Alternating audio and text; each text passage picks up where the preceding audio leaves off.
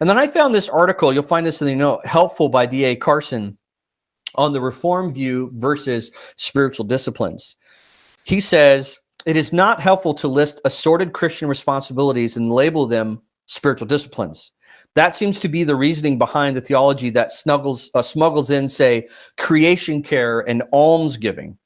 By the same logic, if out of Christian kindness you give back a back rub to an old lady with a stiff neck and a sore shoulder, then back rubbing becomes a spiritual discipline, which, to be honest with you, probably my wife would prefer me to have that spiritual discipline.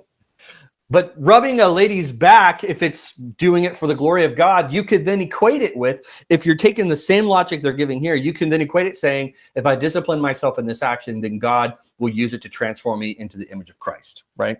He goes on to say, some of these so-called spiritual disciplines are entirely divorced from any specific doctrine whatsoever.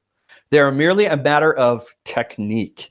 That is why people sometimes say, for your doctrine, by all means, commit yourselves to evangelical confessionalism. But when it comes to spiritual disciplines, turn to Catholicism or perhaps Buddhism. What an astounding statement. So, right doctrine, stay with confessionalism. But if you want to know more about spiritual disciplines, you're not going to evangelical sources to get those. You aren't going to historic Reformed confessional sources to get those. You have to go to something that is other than that which is Catholicism, or of course he says Buddhism.